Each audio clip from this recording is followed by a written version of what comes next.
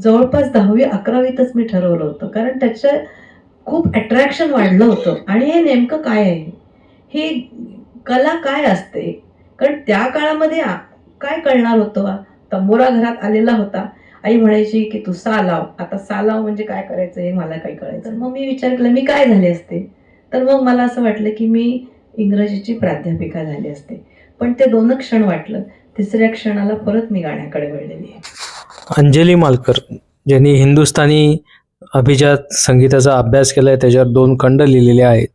आज त्यांनी लेखक वाचक संवाद या निळकंठ प्रकाशन व महाराष्ट्र टाइम्सच्या कार्यक्रमात आपल्या आयुष्यातील सर्व असा रंजक प्रवास सर्वांसमोर उलगडून सांगितला. तसेच मराठवाड्याचे जे सांस्कृतिक वैभव आहे याबद्दलही त्यांनी खूप छान माहिती सांगितली. त्याचा हा भाग आपल्यासाठी. पुणे पुस्तक महोत्सव, नीलकंठ प्रकाशन आणि महाराष्ट्र टाइम्स यांच्या संयुक्त विद्यमाने आज आपण हा सलग 22वा लेखक वाचक संवाद आयोजित केलेला आहे. आजच्या कार्यक्रमासाठी आवर्जून ज्या दोन्ही लेखिका उपस्थित आहेत त्याच्यामध्ये माननीय रेखा करंदीकर या सामाजिक कार्यकर्त्या आणि माननीय अंजली मालकर या संगीत अभ्यासक आणि स्वतः विख्यात गायिका आहेतच.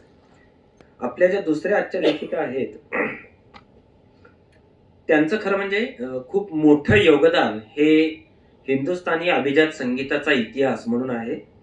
मी जेव्हा हे सगळे दोन्ही खंड वाचत होतो तेव्हा असं थरारून जायचो अधूनमधून की संगीत आणि इतिहास या 2 गोष्टींचा अन्योन्य संबंध कसा आहे हे जेव्हा मी ते वाचत होतो, पाहत होतो. मध्ययुगामध्ये या शैलीवरती पडलेला या सगळ्याचा प्रभाव ह्याचा इतक्या बारकाईनं अभ्यास केलेले हे 2 खंड मी पहिल्यांदाच माझ्या आयुष्यामध्ये बघतोय. त्यामुळे मध्ययुगातल्या कला आणि संगीत असा आम्हाला जो एक चॅप्टर असतो तो शिकवण्यासाठी हे 2 खंड वाचणे आता अपरिहार्य झालेला आहे. मी आमच्या इतिहासाच्या प्राध्यापकांना ते कळवेनच. त्यांचा जो बायोडेटा आहे तो अगदी थोडक्यात वाचून दाखवतो. पारदर्शी मधुर आवाज आणि दीर्घ साधनेतून मिळालेली वैचारिक बैठक हे त्यांच्या गायनाचं वैशिष्ट्य आहे. आज मात्र कदाचित त्यांच्यावरती अन्याय होणार आहे. खरं म्हणजे मला शास्त्रीय संगीतातलं काही कळत नाही. पारदर्शी मधुर आवाज असणाऱ्या व्यक्तीची मुलाखत कोरडा करकरीत आवाज असणाऱ्या व्यक्तीने घ्यायचं हा खरं म्हणजे त्यांच्यावरती अन्याय आहे. परंतु त्या थोडा सहन करतील. त्यांचं जे प्राथमिक शिक्षण आहे ते त्यांच्या मातोश्री श्रीमती तारा बसोले आणि बुजुर्ग गायक श्री मधुसूदन भावे यांच्याकडे झालं. ज्येष्ठ गायक श्री यशवंत क्षीरसागर आणि पंडित सी.आर. व्यास यांच्याकडूनही त्यांना मार्गदर्शन मिळालं. डॉक्टर विना सहस्त्रबुद्धे यांच्याकडे त्यांचं शिक्षण झालं. पुढे सुप्रसिद्ध गायक गुरु पंडित विकास कशाळकर यांचं मार्गदर्शनही त्यांना लाभलं. 2011 मध्ये संगीत रत्न हा पुरस्कार, 2016 मध्ये गानवर्धन संस्था पुणे यांनी त्यांना स्वर साधना पुरस्कार दिलेला आहे. मराठवाड्यातील अभिजात संगीत हे सुमेरू प्रकाशनने त्यांचं पुस्तक प्रसिद्ध केलेलं आहे. आणि डॉक्टर सदानंद मोरे सरांचे प्रस्तावना असलेले त्यांचे 2 खंड हे अलीकडच्या काळातलं खरं म्हणजे सगळ्यात मोठं त्यांचं कॉन्ट्रीब्युशन आहे. बहुतेक लवकरच या पुस्तकाला सगळ्यात महत्त्वाचे पुरस्कार मिळायला सुरुवात होईल. त्यांना या कार्यासाठी शुभेच्छा. आणि खरं म्हणजे एक हात थोडासा आज म्हणजे दुखावला गेलेला असताना सुद्धा खरं म्हणजे अनेक लेखक एका पायावर इथे यायला तयार असतात. त्या मात्र हात दुखावलेला असताना सुद्धा आज इथे आलेले आहेत. मी त्यांचं स्वागत करतो आणि आपण आपल्या आजच्या कार्यक्रमाला सुरुवात करूया. मला जरा तुमचा बालपणीचा सगळा प्रवास जाणून घ्यायला अशासाठी आवडेल, म्हणजे ह्या सगळ्या कठीण भागाकडे आपण येऊच. तर तुमचं बालपण, तुम्ही शिक्षण कसं झालं, तुमचं महाविद्यालयीन जीवन कसं झालं आणि मग तुम्ही इकडे कसं आलात हे जाणून घेऊ. तत्पूर्वी तुमचं बालपण, तुमची शाळा आणि त्या वयामध्ये तुमच्या कुठल्या गोष्टींचा प्रभाव पडला? मी मूळची औरंगाबाद म्हणजे आजचं संभाजीनगर, मराठवाड्यातली मी. माझं सगळं बालपण तिकडेच गेलेलं आहे. शिक्षणही माझं तिथेच, शालेय शिक्षणही झालं आणि महाविद्यालयीन ग्रॅज्युएशनपर्यंतचं शिक्षण माझं पूर्ण तिथेच झालेलं आहे. माझ्या घरी माझे वडील आणि आई दोघंही जण साहित्य आणि संगीत ह्या दोन्ही विषयात आवड असणारे होते. आमच्या घरामध्ये स्वातंत्र्य सैनिकांची परंपरा आहे. माझी आई हैदराबाद मुक्तीसंग्रामामध्ये होती. त्याच्यानंतर माझे वडील हे उस्मानिया युनिव्हर्सिटीचे डॉक्टर. त्याच्यामुळे साहित्य उर्दू किंवा हिंदी अशा सगळ्या बहुभाषिक प्रांतात मी वाढलेली आहे. संगीत हा लहानपणापासूनच माझ्या आवडीचा विषय होता. माझी आई गाते, त्याच्यामुळे मी 7व्या वर्षीच शिकायला लागले गाणं. शाळेत गातच होते. आणि अभ्यासातही जरा बरीच होते. पुस्तकंही मी भरपूर वाचत होते, कारण घरातच आमच्या तो सगळा संस्कार होता.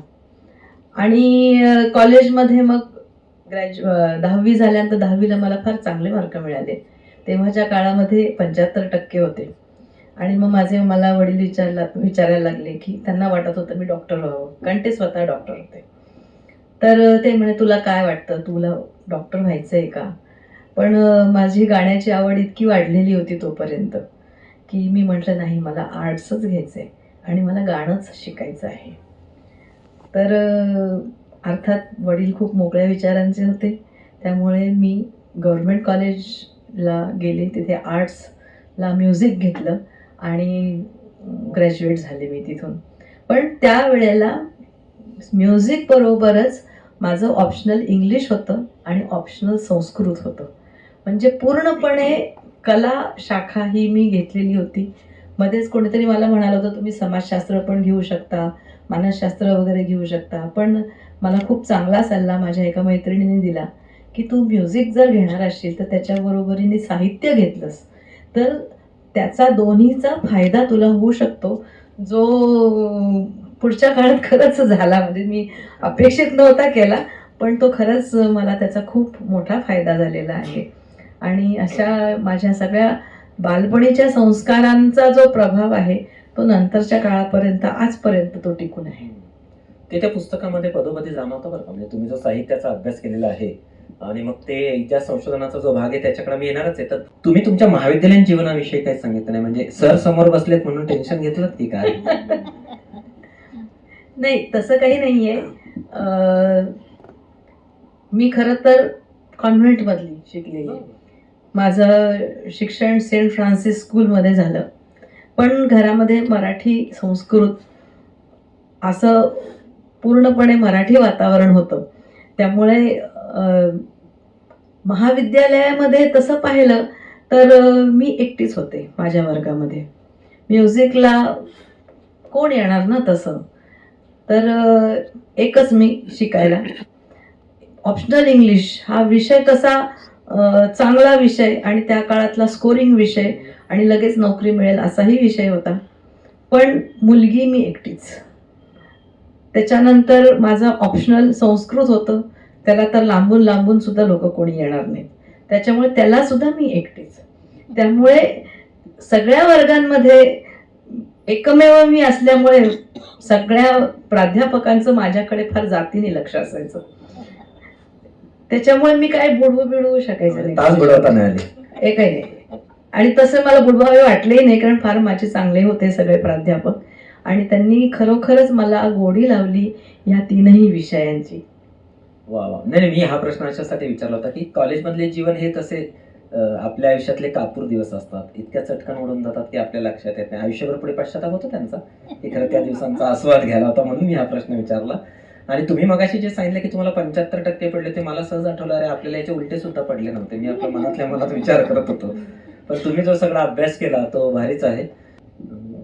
हे जे दोन्ही खंड तुम्ही लिहिले, तर तुमचं शिक्षण पूर्ण झाल्यानंतर असं मनामध्ये पाल चुकचुक ना की आपण आता प्राध्यापक व्हायला पाहिजे, आपण करिअरच्या ह्या टप्प्यावर जायला पाहिजे, त्याच्याऐवजी तुम्ही संगीत आणि लेखनाकडे वळलात, तर नेमक्या त्या कालखंडामध्ये तुम्ही करिअरचे निर्णय कसे घेतले? कारण करिअरवरती आता सगळ्यात पुण्यामध्ये जी सगळ्यात महत्त्वाची नाव त्यातल्या मॅडमच समोर बसल्यात, त्यांच्या पुस्तकातलं कदाचित पुढचा एक चॅप्टर हा तुमच्यावरून त्यांना स्फुरण सुचेल, म्हणून मी तुम्हाला हा प्रश्न विचारतोय की आयुष्याच्या त्या नेमक्या टप्प्यावरती आपण हेच करिअर केलं पाहिजे, असं हे कधी सुचलं?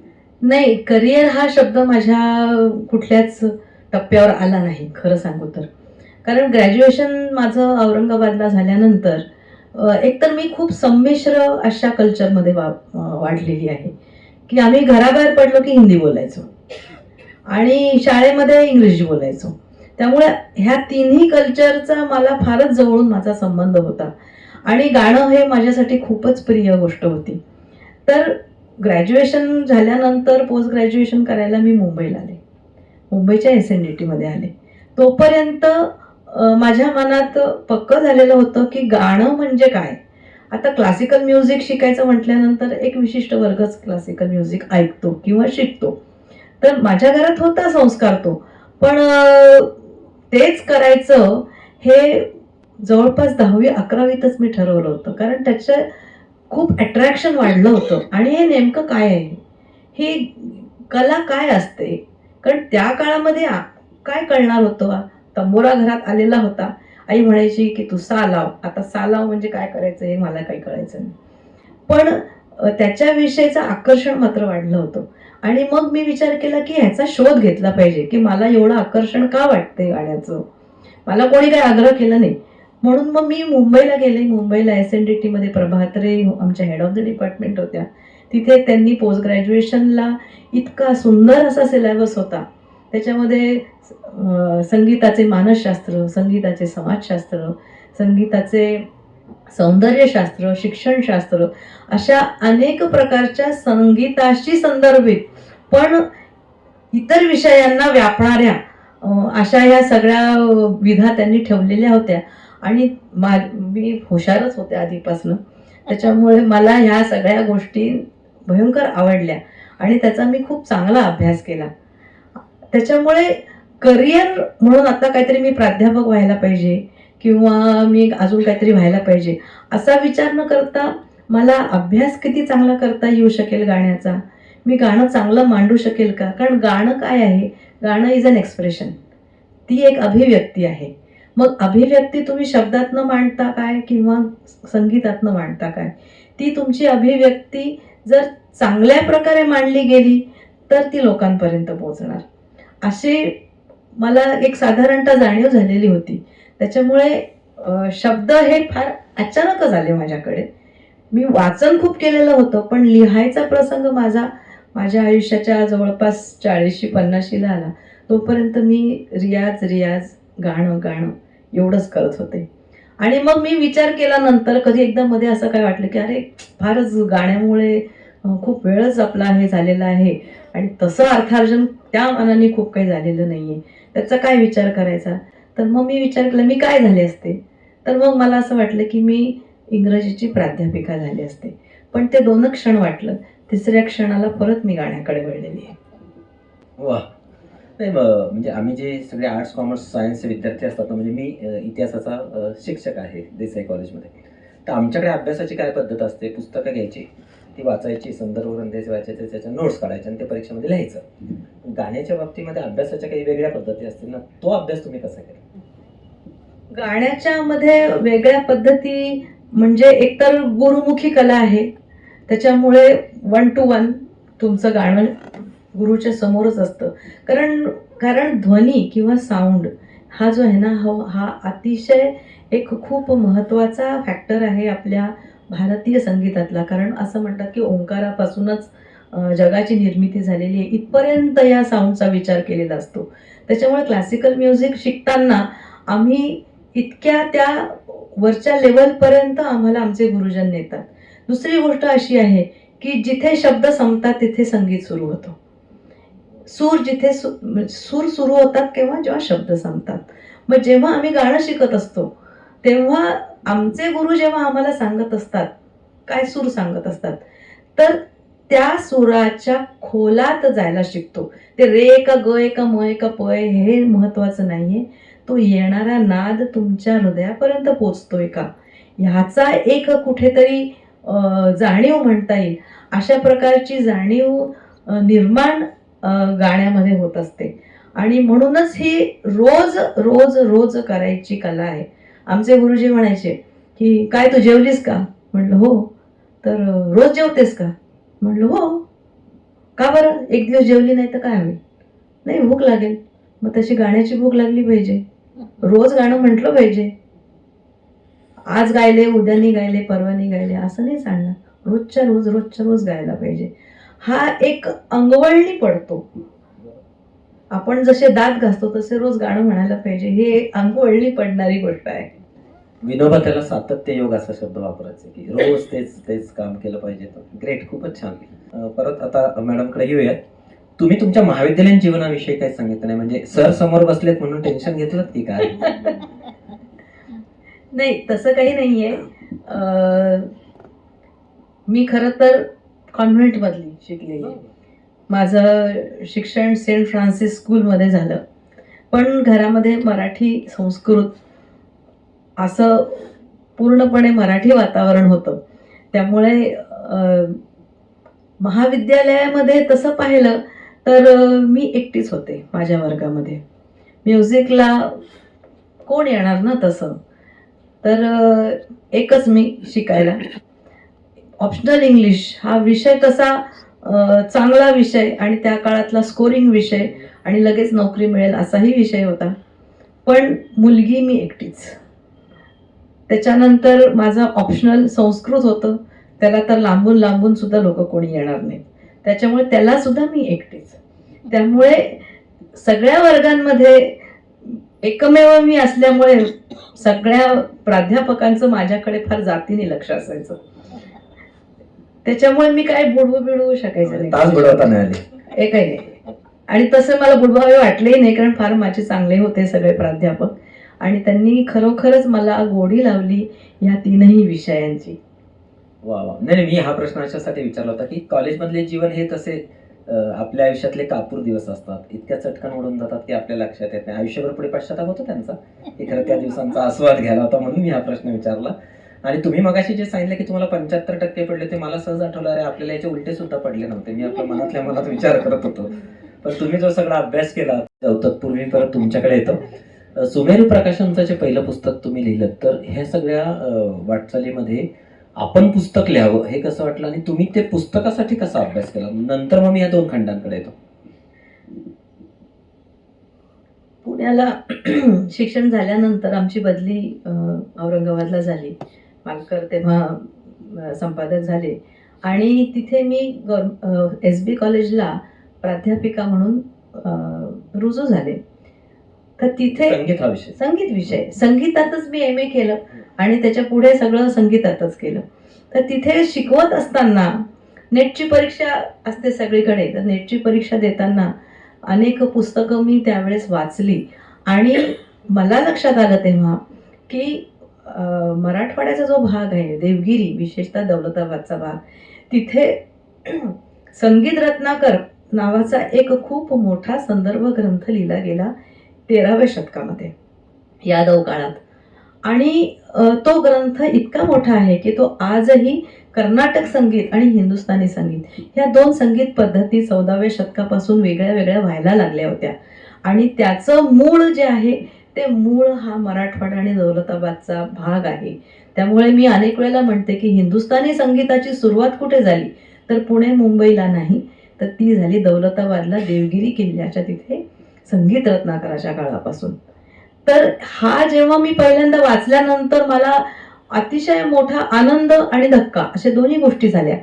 आनंद याच्यासाठी की अरे मी जिथे जन्मलेली आहे, वाढलेली आहे, त्या भागामध्ये केवढं मोठं कार्य घडलेलं आहे. आणि धक्का ह्याच्यासाठी की त्या कार्याची कुठे आता दखलच घेतली जात नाहीये, कुठे त्याच्यावर काही काम होतंय का, हा माझ्यासाठी तो चिंतेचा विषय होता. आणि हे सगळं माझ्या मनात चाललेल्या गोष्टी होत्या. सुदैवाने त्यावेळेला साहित्य संस्कृती मंडळाचे अध्यक्ष राम बोराडे सर होते. एकदा ते असेच मालकरांना म्हणाले की कोणी मराठवाड्यातील अभिजात संगीताचा इतिहास कोणी लिहील का बघा. मालकरांनी मला सांगितलं की कोणी लिहील का. मी म्हटलं मी तर गाणार येईल, माझा काही प्रश्नच येत नाही त्याच्यामध्ये. मग मी पुण्याला नेहमी यायचे गाणं शिकायला खास. तर मी माझ्या गुरुजींना सांगितलं, डॉक्टर विकास कशाळकरांना, की अहो सर बघा तुमच्याकडे खूप बरेच विद्यार्थी येतात मराठवाड्यातले, तर त्यातलं कोणी लिहील का. मग ते मला म्हणे तूच लिही. मी म्हटलं मी. तर म्हणे हो तू. तर म्हणे तू तिथली आहेस ना, तुला वाटतं ना लिहावं, मग तूच लिही. आणि त्याच्या अगोदर थोडेसे मी संगीताचा काय म्हणता येईल त्याला, लोकांपर्यंत शास्त्रीय संगीत सोप्या पद्धतीने कसं पोचवता येईल याच्याविषयीचं थोडंसं माझं संशोधन चाललेलं होतं. स्क्रिप्ट रायटिंग मी करायला लागलेले होते की आपल्याला कसे विषय समोर मांडता येतील, असं थोडंफार जुजबी लेखन माझ्याकडनं झालेलं होतं सुरू. पण हा ग्रंथ आल्यानंतर मलाही कळलं नाही की मी तो कसा लिहिला. इतका मी तो सतत लिहित गेले आणि त्याच्यासाठी मग पूर्ण मराठवाडा फिरले. लातूरला गेले, त्याच्यानंतर उस्मानाबाद त्यावेळेस तिथेही गेले मी, परभणीला गेले, नांदेडला गेले.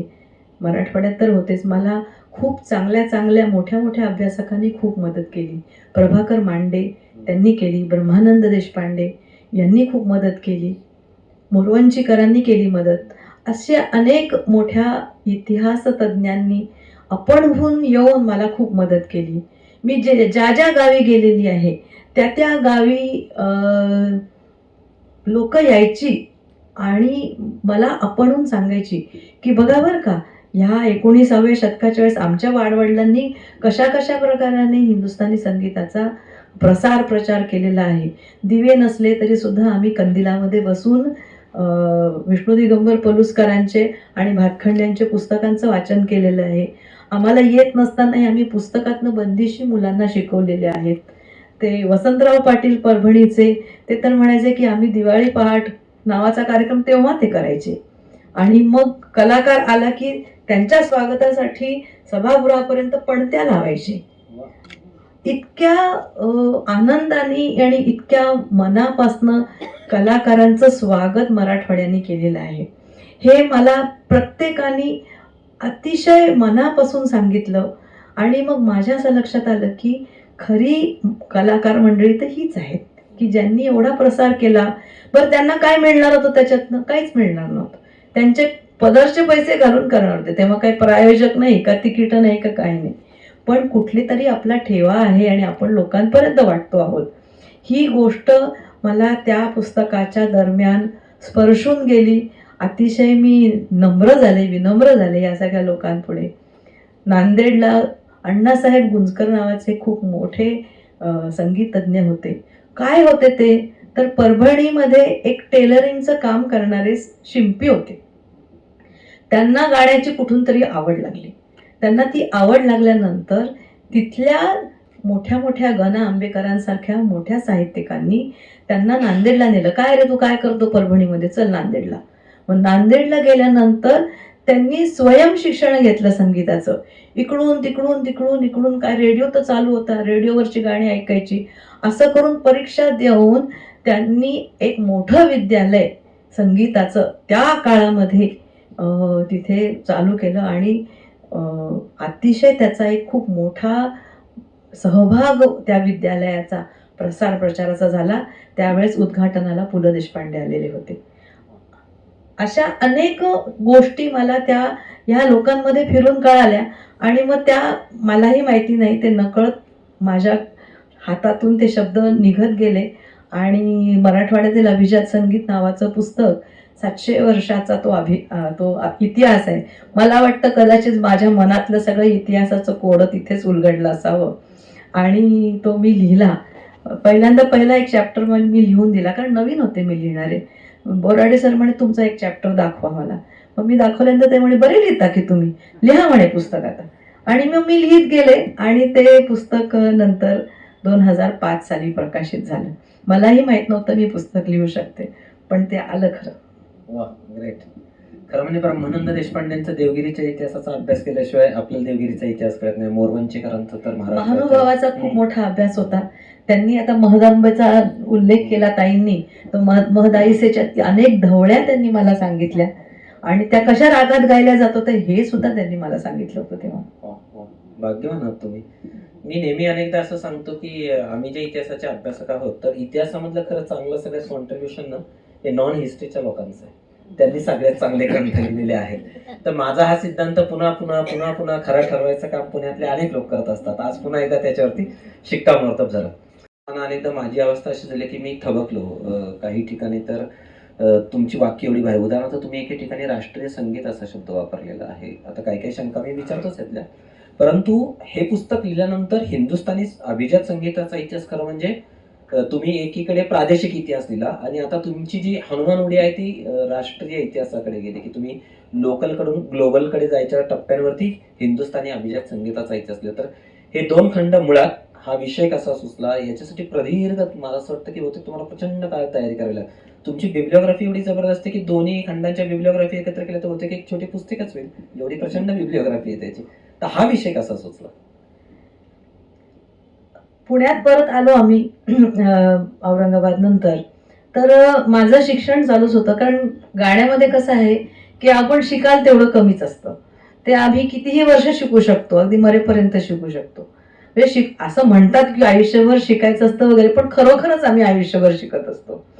तर इथल्या कॉलेजमध्ये एका मी व्हिजिटिंग फॅकल्टी म्हणून भारतीय विद्यापीठाच्या परफॉर्मिंग आर्ट्समध्ये मी काम माझं सुरू केलं. 17 वर्षापूर्वीची गोष्ट आहे ती. आणि माझ्याकडे इतिहास हा विषय शिकवण्यासाठी देण्यात आला. इतिहास मला आधीपासूनच आवडत होता. माझे वडील मेजर होते आर्मीमध्ये, त्याच्यामुळे इतिहास आमच्याकडे नेहमीच चर्चेला जायचा. माझी आई तुम्हाला सांगितलं स्वातंत्र्य सैनिक होती रजाकाराच्या काळामध्ये, त्यामुळे तिथल्याही गोष्टी आम्हाला माहिती होत्या. तर हा कुठेतरी विषय माझ्या मनात खोल रुजलेला होता. आणि संगीताचा विषय तुम्हाला मी जसं सांगितलं की संगीत रत्नाकरापासून नंतर मग मला खूपच आवड निर्माण झाली संगीत विषयक ऐतिहासिक पुस्तकं वाचण्याची. त्याच्यामध्ये रंगनाथ पाठार यांचं देवगिरी बिलावल आहे आणि भरपूर पुस्तकं आहेत संगीत गीत का इतिहास वगैरे. मराठीत कमी आहेत पण हिंदी आणि इंग्रजीमध्ये खूप पुस्तकं आहेत. तर हे वाचत असताना कुठेतरी मनामध्ये वैचारिक बैठक ती तयार होत गेली. मुलांना शिकवताना अनेक वेळेला काय तर तानसेन नंतर एकदमच आम्ही घराण्यांवर येतो. मधल्या काळात काय झालं, मधल्या काळात राजांनी काय काम केलं का, आपल्याकडे सगळीकडे अन्याय झाला, मुघलांनी असं केलं तसं केलं, पण मुघलांच्या काळामध्ये कला किती भरभराटीला आली याच्याविषयीचं कुतूहल माझ्या मनात कायम असायचं. आणि मुलांना शिकवताना मग ते एकदम 200 वर्षाची उडी, मग एकदम 400 वर्षाची उडी. बरं, संगीत ही मौखिक कला आहे, ह्याच्यामध्ये लिहिण्याच्या गोष्टी काहीच नसतात. आमच्याकडे विद्यार्थी येतात ते गाणं म्हणायला, वाजवायला, परफॉर्मिंग आर्ट आहे ना शेवटी ती, त्यामुळे त्याच्यासाठी येतात. पुस्तकं वाचायची, लिहायचं असं म्हटल्यानंतर अनेक लोक मागे सरतात. तर ही गोष्ट मला माहिती होती, पण मला शिकवायचं आहे आणि मुलांना इतिहास पटवून द्यायचा आहे की किती महत्वाचा आहे संगीत विषयक. विशेषतः कलेच्या क्षेत्रामध्ये अनेक जण परफॉर्मिंगच असतात. तर ह्या वेळेला मग सतत माझ्या मनात असायचं की 200 वर्षात काय घडलं असेल. आणि हे चालू असताना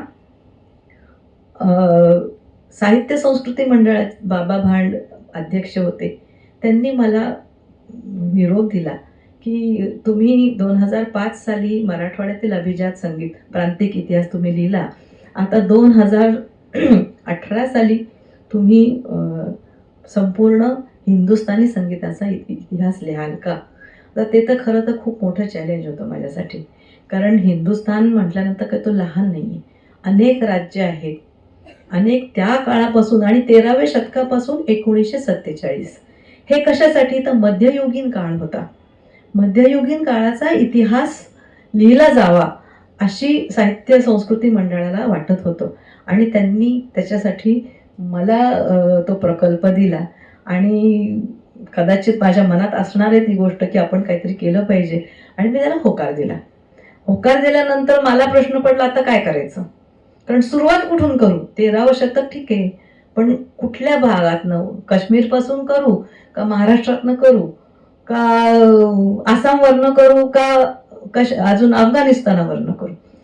मग अनेक वेळेला विचार करून मला माझे कॉलेजचे दिवस आठवले. जेव्हा मी अभ्यास करत होते आम्हाला आग्नेय आशिया, पूर्व आशिया याचं संगीत, जपानचं संगीत, चायनाचं संगीत, कोरियन संगीत असे विषय होते आम्हाला. बरं, त्यांची नावं वगैरे आम्हाला काही माहिती नसायची. काय शाकुहाची, क्योटो अशी ही नावं आम्ही जन्मात कधी ऐकलेली नव्हती, पण ती तर आम्हाला लिहायची होती पेपरमध्ये.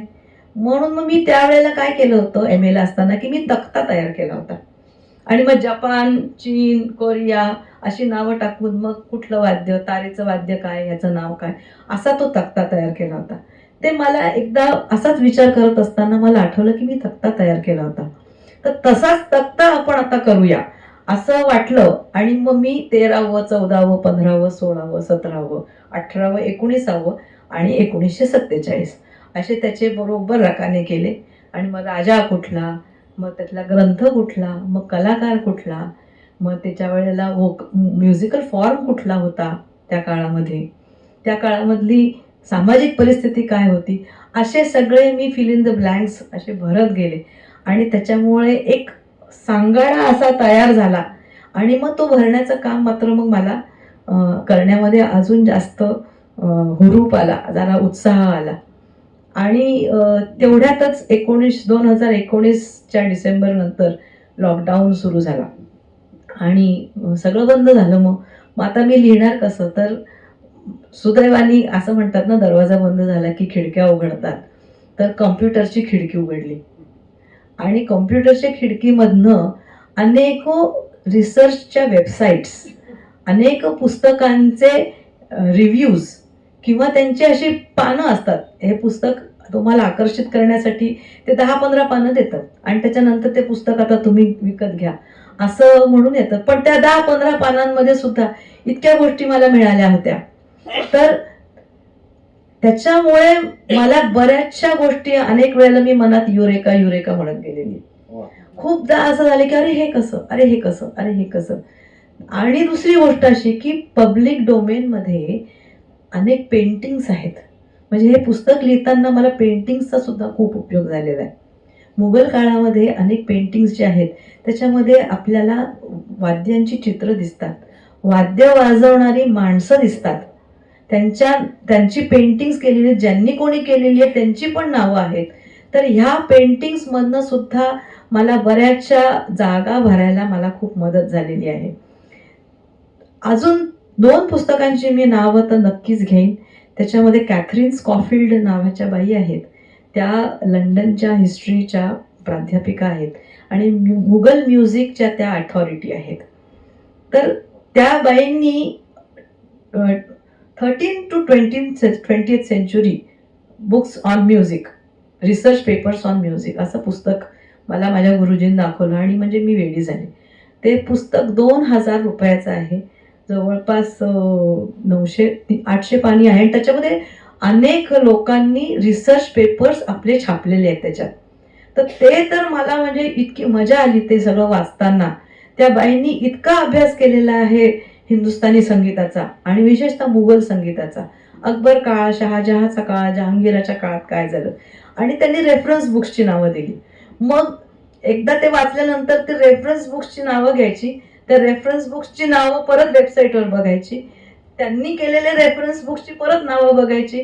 असं बिळात बीळ असं करून अनेको मला नवीन नवीन गोष्टी खूपच कळायला त्या निमित्ताने.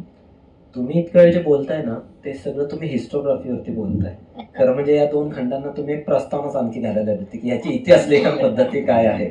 आम्हाला MA ला असताना हिस्टोग्राफीचा पेपर होता, पण आता तुम्ही जे सांगताय खरं अनेकदा असं वाईट वाटतं की आपल्याकडच्या विषयांवर या परदेशी लोकांनी एवढं भारी काम केलं. म्हणजे आता गुंथर सोनतायमर खंडोबा सारख्या लोकदैवतावरती तो आपल्यापैकी एकालाही अभ्यास करावासा वाटला नाही.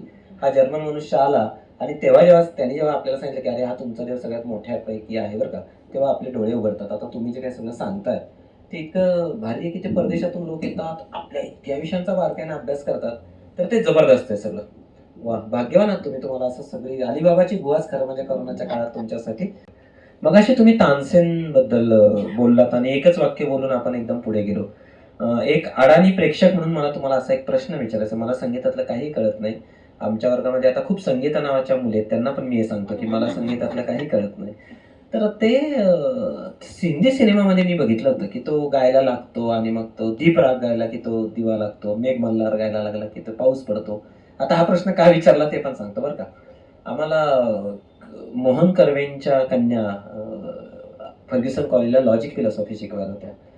त्यांचा भाऊ माझा चांगला मित्र झाला. मग मी त्यांच्या घरी जायचो. तर मोहनराव कर्वे सर गिरणी सांभाळायचे आणि मध्येच घरी यायचे आणि त्यांच्या त्या मंजिरी कर्वे आलेगावकर अशा समोर बसलेल्या असायच्या आणि कर्वे सर असे ताना मागून ताना, पलटा मागून पलटा. आणि मला तर त्यांचा तो चेहरा असा इकडून बघताना खरं म्हणजे ते करायचे आणि ते पुन्हा पुन्हा पुन्हा पुन्हा पुन्हा.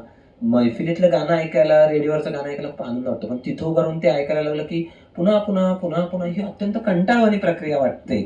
तर ह्या सगळ्यावरती तुम्ही कसं, म्हणजे तुम्ही ह्या सगळ्याकडे कसे बघता? जसं जप करायला कंटाळा येतो ना, तसंच ते असतं की सारखं म्हणून म्हणून म्हणून म्हणून कंटाळा येत असतो. आपण रोज तीच गोष्ट केली तर आणि त्याच्यात मन नाही घातलं तर आपल्याला कंटाळा येणार. पण आपण जर रोज केली ती गोष्ट तरी सुद्धा कालच्यापेक्षा आजची गोष्ट, तीच गोष्ट करतानाही थोडी वेगळी असते. हे जेव्हा आपल्याला कळायला लागतं तेव्हा आपण तो कंटाळा करत नाही आणि त्या बारीकशी जी काही बदल झालेला आहे त्या गोष्टीकडे पण आपण तेवढ्याच रसिकतेने बघायला लागतो असं मला वाटतं. अगदी कर्वे बुवा तर फार मोठे होते, फार मोठे गवई होते आमच्यासाठी. ते तर ती गिरणीची पट्टा जो असायचा त्या पट्ट्याची जी लय असायची त्या लयीवर ते गिरणीत बसल्या बसल्या रियाज करायचे. म्हणजे कलाकाराला तंबोरा पाहिजे, मग तो टग्गा पाहिजे, मग हे पाहिजे असलं काही लागत नाही. तो त्याच्याच तंद्रीत असतो. अनेक आमच्या गुरुजींनी तर रेल्वेमध्ये जाताना रेल्वेच्या चिक चिक चिक चिक चिक चिक चिक चिक चिक चिक चिक चिक ही जी लय आहे त्या लयीवर अनेक बंदिशी बांधलेल्या आहेत, अनेक तराणे बांधलेले आहेत. त्यामुळे तो भाग तो त्यांच्या एकात्मतेचा आणि त्यांच्या तन्मयतेचा भाग असतो. वा. तर असे आम्ही पण आम्हालाही म्हणजे आमचे बरेच गुरुजी म्हणायचे की तुम्ही बसलात आणि तीच गोष्ट करायला घेतली की एक माळा घ्यायची, 108 मण्यांची माळ, तीच गोष्ट 108 वेळा करायची, ती माळ संपेस्तोवर करायची आणि 108 वेळा केल्यानंतर तुम्हाला वाटेल तुम्हाला फारच चांगल्या पद्धतीने आलेलं आहे, तर त्याच्यानंतरही परत 108 वेळा करायची. म्हणजे हा न संपणारा आहे. आणि हे खरंच सांगते म्हणजे मी आमच्याकडे अनेको कथा अशा आहेत की ते पार जेरीस आलेला असतो तो विद्यार्थी. आता कितीदा गाऊ मी, पण गुरुजींपुढे प्राज्ञा नसते आणि मग ते गुरुजी म्हणतात की नाही नाही असं कसं, इतका वेळा केलायस तू, आता अजून कशी करत नाहीस तू. अहो झालं, आता कंटाळा आला मला त्याचा. कंटाळा आला तर तू गाऊ शकणार नाहीस. म्हणजे कंटाळ्याच्या पुढची अवस्था तुमची गेली पाहिजे, तुमच्या हार्ड डिस्क मध्येच ते गेलं पाहिजे की झोपेत न उठवलं आणि बाळा तू गा म्हटलं की ते टंडकन आलंच पाहिजे. इतक्या लेवल पर्यंत ते करून घेतलं जातं. आता तुमचा दुसरा प्रश्न तानसेनाचा. भारतीय संस्कृतीचा थोडासा अभ्यास मी थोडासा व्यापक जाते कारण तो संगीताशी जोडलेला आहे. संगीत हे संस्कृतीचं एक एक्सप्रेशन आहे. तर आपल्या संस्कृतीकडे बघायला गेलो आपण, विशेषतः कलांकडे, तर त्याच्यात अनेक रूपकं सापडतात. म्हणजे आपण सत्यनारायणाची पूजा जेव्हा घालतो तेव्हा केळीचे खांब लावतो, तर ते केळीचे खांब का लावायचे. किंवा आपण समोर पूजेला बसलो की सुपाऱ्या ठेवतो, तोच गणपती असतो, तोच देव असतो आणि त्याची आपण पूजा करतो, तर त्याचं का करतो. ही सगळी रूपकं आहेत आपल्या आयुष्यातली. अशीच रूपकं आपल्याला चित्र, आता हे बघा तुमची सगळीकडे पेंटिंग्स, मिनिएचर पेंटिंग्स दिसत आहेत, ही सगळी रूपकं आहेत. अजिंठाची पेंटिंग्स बघायला गेले तेव्हा बुद्ध असा मोठा दाखवलाय आणि यशोधरा एवढी छोटी दाखवली आणि राहुल त्याच्यापेक्षा छोटा दाखवलाय. तर एकाच प्लॅटफॉर्मवर अशा 3 उंचीची कशी काय दाखवली हे जेव्हा आम्ही विचारलं तेव्हा ती रूपकं आहेत की बुद्ध हा उंच अशा ह्याच्यासाठी, सिद्धार्थ गौतम असतो तेव्हा तर तो मोठा असतो कारण त्याचं जे आयुष्य आहे हे सामान्य माणसांच्या पेक्षा उंचीचं असतं म्हणून तो उंच. यशोधरा त्याच्यापेक्षा थोडी खाली आणि राहुल तर खाली, कारण राहुल हा अतिशय लहान मुलगा. यशोधराला जाणीव असते आपल्या नवऱ्याच्या महानतेची, त्याच्यामुळे ती थोडी उंच. ही सगळी रूपकं आहेत. ही जशी पेंटिंग्स मधली आहेत तसं गाण्यामध्ये सुद्धा रूपकं आहेत. तानसेनानी राग गायला, मग त्याचा काय दाह झाला, दीपक राग गायला आणि मग त्याच्यानंतर मल्हार आला आणि मग ते तानारीरी आल्या. हे रूपक आहे. ह्याचा मी अभ्यास केला. ह्या पुस्तकात मी हे रूपक वापरलेलं आहे कारण हे अकबराच्या काळात झालेलं आहे. तर आणि ते खरं मिळालंय बरं का मला, त्याचं पेंटिंग मिळालेलं आहे दिल्लीला. तर रूपक असं आहे की त्या काळात काय प्रवाह होते, म्हणजे प्रत्येक काळामध्ये करंट अफेअर्स असतात, त्या करंट अफेअर्सचा एक्सप्रेशन सगळ्या कलांवर आणि सगळ्या समाजावर पडत असतं. तर त्या काळामध्ये करंट अफेअर काय होता, तर अकबराच्या काळामध्ये रस आणि त्या रसाचा मनुष्याच्या शरीरावर होणारा परिणाम, असं त्या काळातलं करंट अफेअर होतं. त्या काळामध्ये चर्चा चालू असणार आहेत. त्याच्यामुळे हे जे रूपक तयार झालं ते त्यातनंच तयार झालं की तानसेनानी दीपक राग गायला. आता दीपक राग गाऊन काय पेटलं, काहीतरी काय दिवे पेटले, तर दिवे पेटले हे रूपक झालं की शरीराचा दाह झाला त्याच्या. म्हणजे काय आहे तर त्या साऊंडची एनर्जी इतकी स्ट्रॉंग होती की त्याने तुमच्या शरीरावर त्याचा परिणाम झाला. मग हा परिणाम झाल्यानंतर त्याला असह्य झाला आणि मग तानारीरी आल्या आणि मग त्यांनी मेघमल्हार गायला वगैरे वगैरे जे आहे. तर हे काउंटर साऊंड्सचे त्याचे परिणाम असू शकतात की त्या काळामध्ये ह्या अशा प्रकारच्या दाहाला परिणाम उत्तर म्हणून अशा प्रकारच्या साऊंड्सच्या ज्या काही स्ट्रक्चर्स आहेत त्यांचा उपयोग करून त्याला मिनिमाइज करणं हे एक रूपक या स्वरूपामध्ये आपण त्याच्याकडे बघू शकतो. कारण ह्याच्यावर नंतर पुस्तकं पण लिहिली गेलेली आहेत. पुस्तकांमध्ये हे चॅप्टर्स आहेत की तुम्हाला जर अशा प्रकारचा मानसिक रोग असेल, तुम्ही काय डिप्रेशनमध्ये असाल, तर तुम्हाला एक्साइटमेंट वाढवण्यासाठी, एन्झायटी वाढवण्यासाठी तुम्ही ह्या रागाचा किंवा फलाण्या गोष्टीचा उपयोग करा. म्हणजे असे काउंटर्स जे आहेत हे काउंटर्स करण्याची पद्धत त्या काळामध्ये होती असं मला काही पुस्तकांमध्ये दिसलं. त्यामुळे हा तानसेनचा जो काही आहे ते असं मला वाटतं की ते रूपक असावं. म्हणजे तुम्हाला संगीतोपचार ह्याच्याकडे आपण जातो असं काही म्हणायचं? कारण या प्रश्नाचा मी खूप लोकांना हा प्रश्न विचारला, माझं समाधानकारक उत्तर कोणी दिलं नव्हतं, पण तुम्ही आज जे उत्तर दिलं ते मला पटलं की हां हे शक्य आहे, हे असं होऊ शकतं. मग आता जी संगीतोपचार नावाची जी काही शाखा म्हणा किंवा जो काही विचार आहे तो तुम्ही म्हणता तिकडे जाऊ शकतो आपण? जाऊ शकतो नक्कीच. आपल्याकडे संगीतोपचारावर खूप ठिकाणी बरेच प्रयोग चाललेले आहेत. काही ठिकाणी प्रोफेशन म्हणून पण काही लोक करतात. पण आपल्याकडे आता पद्धत काय झालेलं आहे की आपण सगळे जे आहोत ते जे शिकतो आहोत ते आपण वेस्टर्नाइज्ड सिस्टीमनी शिकतो आहोत. आपली सगळी जी काही लॉजिकल स्टेटमेंट्स आहेत हे आपण सगळा रिसर्च हा वेस्टर्न पद्धतीने करतो आहोत. भारतीय परंपरेनुसार जर आपल्याला रिसर्च करायचा असेल तर त्याची मेथडॉलॉजी वेगळी आहे आणि त्याची गृहीतकं पण वेगळी आहेत. तर त्याच्यामुळे आता परदेशामध्ये संगीतोपचार होतो पण तिथे त्यांच्या पद्धतीने होतो. तिथे काही राग आणि ताल वगैरे असं काही नाही. तिथे मेलडी आहे फक्त आणि हार्मोनायझेशन आहे. तर ते त्यांच्या पद्धतीने करतात. पण आपण त्यांच्या पद्धती आपल्या गाण्याला आणि आपल्या रिसर्च मेथडॉलॉजीला लावता येणार नाही असं मला वाटत असल्यामुळे हा विषय थोडासा ट्रिकी होऊ शकतो. बरोबर. खरं म्हणजे आता इतकं तुम्ही जे बोलत होता ना ते आमच्या एनईपी मधला IKSचाच भाग आहे. तुम्ही आता इतकं जे बोलताय ते वा खूपच छान. तुम्ही भीमसेन जोशींचा एक किस्सा दिलेला आहे की गुरूंनी त्यांना तो आडकित्ता फेकून मारला आणि मग भीमसेन यांनी खरोखर आपल्या गुरुचा कित्ता गिरवला आणि मग भीमसेनजी खूप मोठे झाले. तर तो जरा सांग. आमच्याकडे गुरूंनी काहीतरी चुकलं की फेकून मारायची पद्धत फार जुनी आहे. ती नवीन अजून आत्ता गळ्यात आहेत. शब्द फेकून मारतात. आता कोणी आडकित्ता मारत नाही. पूर्वी डग्गा वगैरे फेकायचे पण आता ते परवडत नाही डग्गा फेकणं. त्याच्यामुळे ही पद्धत खूप जुनी आहे आपल्याकडे. म्हणजे मला आठवत आहे की माझ्या लहानपणी आई वडिलांनी मारणं ही काही फार मोठी गोष्ट नव्हती.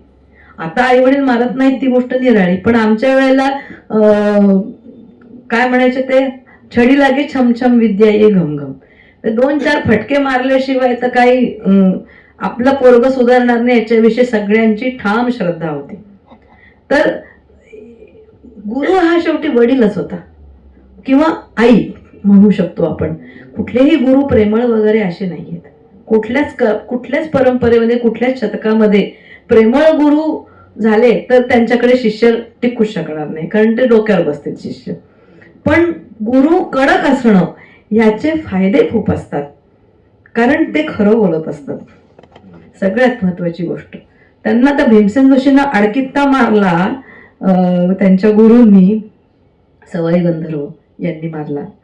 तर त्यातनं ते पेटून उठले की मला गुरु मारतायत म्हणजे माझं काहीतरी चुकतंय आणि ते काय चुकतंय मला कळलं पाहिजे. आणि ती ईर जी आहे ती पेटून उठते. ती ईर जागवतात गुरु. आणि हे कसं येणार नाही मला आलंच पाहिजे. तोही हट्टीच असतो शिष्य. असं गाणं शिकणं काही सोम्या गोम्याची गोष्ट नाही. ती तुम्हाला फारच त्याला फार तुम्ही काय म्हणता येईल निडर पाहिजे भयंकर. आणि निर्लज्ज तर फारच पाहिजे तुम्ही. काय तुमच्या गुरूंनी काय हो का गुरुजी चुकलं माझं परत मी दुरुस्त करतो असं सतत म्हणता आलं पाहिजे. आणि गुरुजींच्या 2 चांगलं राहिलास बरं का आज तू असं साठी तुम्हाला अनेक दशकं वाढवावी लागतात. तर ह्या गोष्टी फार आम आहेत आमच्याकडे. प्रश्न असा विचारायचा की आमच्यासारखे शुष्क लिहिणारे लेखक प्रकरण 1 प्रकरण 2 असं वापरतात. तुम्ही मात्र पुस्तकामध्ये सगळीकडे तरंग असा शब्द वापरलेला आहे. हे कसं काय सुचतं? तरंग हा शब्द ध्वनीशी जोडलेला आहे, पहिली गोष्ट. दुसरी गोष्ट, 17व्या शतकामध्ये लोचन नावाचा एक खूप मोठा संगीतज्ञ होता. त्यांनी राग तरंगिणी नावाचं पुस्तक लिहिलं आणि राग तरंगिणीमध्ये त्यांनी सगळे जे चॅप्टर्स होते त्यांना तरंग हे नाव दिलं होतं. तर मला असं वाटलं की संगीताचं पुस्तक आपण लिहितो आहोत आणि मग प्रकरण 1, अध्याय 2 असे शब्द न वापरता तरंग हा शब्द वापरला तर तो संगीताच्या पुस्तकाशी अनुरूप असा होईल आणि वेगवेगळे त्या काळातल्या ज्या काही घडामोडी घडत होत्या ते वेगळेच तरंग होते ना दर शतकातले. वा वा, खूप छान. म्हणजे मला तर ते इतकं आवडलं ना तुमच्या ह्या पुस्तकातलं. ग्रेट. मुघल साम्राज्य अकबराच्या म्हणजे म्युझिकल कॉन्ट्रीब्युशन असं मी म्हणेन की अकबराच्या काळात सगळ्यात जास्त झालेलं आहे. अकबराला असं म्हणतात की लिहिता वाचता येत नव्हतं. दुसरी गोष्ट, त्याला निद्रानाशाचा विकार होता. तर त्याच्यामुळे त्याच्याकडे गायन हे सातत्याने चालू असायचं सकाळपासून रात्रीपर्यंत. असे काही उल्लेख मिळतात की तानसेन हा दरबारामध्ये उभं राहून गायचा आणि रात्री झोपायच्या वेळेला तो बसून गायचा. तर तानसेन हा त्यांचा एक खूपच मोठा असा रत्न होता, दरबार रत्न त्याला म्हटलेलं आहे. आणि पुस्तकांमध्ये अकबरनामा किंवा जहांगीरनामा ही जी ताजकिरे होते आणि हे सगळे हिस्ट्रीचे म्हणजे त्यांच्या काळातल्या लिहिलेल्या गोष्टी होत्या, त्याच्यामध्ये पुढच्या 1000 वर्षात इतका मोठा कलाकार होणार नाही असं अकबराच्या ह्याच्यामध्ये लिहिलेलं आहे. आणि जहांगीराच्या पुस्तकात जहांगीरनामामध्ये पण लिहिलेलं आहे. तर मुघलांच्या काळामध्ये ध्रुपद गायकीचा खूप मोठा विकास झालेला आहे. त्याच्या अगोदर प्रबंध गायकी होती. मानसिंग तोमरचा काळ जो होता तो 15वं शतक. ग्वाल्हेर घराणं, ग्वाल्हेरचा राजा होता तोमर घराणं होतं आणि त्याच्यानंतर लोधी घराणं आलं आणि त्याच्यानंतर मुघल घराणं आलं, आपले बाबर, नंतर मग हुमायूं, अकबर, जहांगीर, शहाजहां, औरंगजेबाच्या नंतरही खूप गाणं होतं, म्हणजे तो भाग वेगळा. तर मुघलांच्या काळामध्ये ध्रुपदाला खूप मोठं स्थान मिळालेलं होतं. ध्रुपदाबरोबरच फारसी, अरबी आणि तुर्की असे कलाकारांचं नेहमी येणं जाणं असायचं. अकबराला संगीताची आवड खूपच जास्त होती. त्या काळातच तंबोरा, जे आता आपल्याकडे वाद्य आहे ना, त्या वाद्याचा पेंटिंग आपल्याला त्या काळामध्ये दिसतं की ते वाद्य तिथे होतं. 36 ग्वाल्हेरचे कलाकार त्याच्या पदरी होते. ध्रुपद त्यांची नावं आहेत अकबरनामामध्ये. तर 36 ते होते तिकडून आलेले. ह्याच्याशिवाय जवळपास 150 ते 200 कलाकारांची नावं आपल्याला अकबरनामामध्ये मिळतात.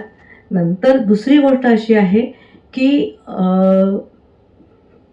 अकबराच्या काळामध्ये तरंगिणी, राग तरंगिणी, लोचनाचं नाही तर रागार्णव नावाचं पुस्तक लिहिलं गेलंय, पुंडरीक विठ्ठलाने लिहिलेलं.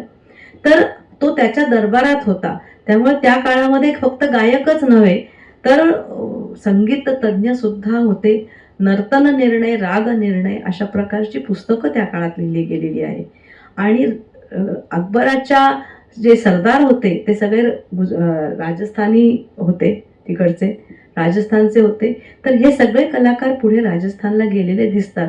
आणि राजस्थानमध्ये म्युझिक डिपार्टमेंट्स होते प्रत्येक ह्याला. अकबराच्याकडे सुद्धा म्युझिक डिपार्टमेंट होतं. म्हणजे डिपार्टमेंट सांभाळणं संगीताचं हे एक खूप मोठं स्ट्रक्चराइज्ड अशा प्रकारचं मॅनेजमेंट जे आहे हे मुघलांच्या काळात सुरू झालेलं दिसतं आहे. दुसरी गोष्ट जहांगीरचा काळ आहे. त्याच्यानंतर शहाजहां तर खूपच मोठा रसिक होता. त्याने सहस्र रस नावाचे पुस्तक कंपाईल करायला सांगितलं. नायक बक्षू नावाचा एक खूप मोठा द्रुपदीय होता त्याचे. तर त्यांनी लालखान म्हणून होता, त्याला सांगितलं की तू हे सगळं काम केलं पाहिजेस. अशी कितीतरी पेंटिंग्स आपल्याला दिसतात, उदाहरणं दिसतात. मुघलांनीच पूर्णपणे हिंदुस्थानी संगीताचा प्रसार, कारण मुघल तुम्ही पाहिलं तर इतिहासामध्ये मुघलांची सत्ता जवळपास 3/4 होती हिंदुस्थानावर. मी फक्त अकबरने सांगते, अगदी औरंगजेबापर्यंतची. तर मुघलांच्या मध्ये कडे बाळ रडलं की ते गाणं आलंच पाहिजे, त्याला गाणं कळलंच पाहिजे. काय आहे, भारतीय संस्कृतीमध्ये आणि इराणी संस्कृतीमध्ये संगीत हा जो विषय आहे तो शासनाचा विषय, ॲडमिनिस्ट्रेशनचा विषय आहे. त्याला अखलाक म्हटलेलं आहे आणि संगीताला अदब म्हटलेलं आहे, त्याला इल्म म्हटलेलं आहे. संगीत ही मॅथमॅटिक्सची एक शाखा मानली गेलेली आहे इराणी संस्कृतीमध्ये. आणि भारतीय परंपरेत तर संगीत हा एक खूप मोठा अभ्यासाचा विषय आहे. म्हणजे अनेक ग्रंथ जे आहेत हे राजांनी सांगितलेले आहेत की आता आता संगीत रत्नाकर हा ग्रंथ तुम्ही लिहावा.